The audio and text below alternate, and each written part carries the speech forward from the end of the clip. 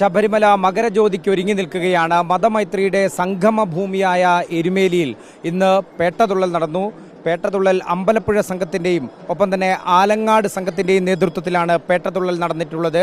ഏകദേശം 12 മണിയോടുകൂടിയാണ് അമ്പലപ്പുഴ സംഘത്തിൻ്റെ നേതൃത്വത്തിൽ പേട്ടകെട്ട് ചടങ്ങുകൾ ആരംഭിച്ചിട്ടുള്ളത്. ആകാശത്ത് വട്ടമിട്ട് കൃഷ്ണപ്പരുന്ത് പറക്കുകയുണ്ടായി. അതിനുശേഷമാണ് ചടങ്ങുകൾ തുടങ്ങിയിട്ടുള്ളത്. സമൂഹ പെരിയോൻ എൻ ഗോപാലകൃഷ്ണ പിള്ളയുടെ നേതൃത്വത്തിൽ നെറ്റിപ്പട്ടം കെട്ടിയ ഗജവീരന്മാരുടെ അകമ്പടിയിലാണ് കൊച്ചമ്പലത്തിൽ നിന്നും സംഘം നേരെ ഇറങ്ങിയത്.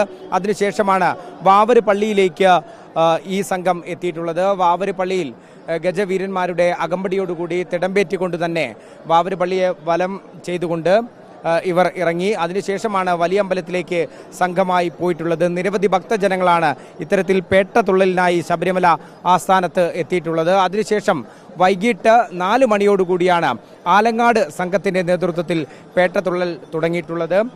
ആലങ്ങാട് സംഘത്തിൻ്റെ നേതൃത്വത്തിലുള്ള സംഘം വാവര് പള്ളിയിൽ കയറിയിട്ടില്ല.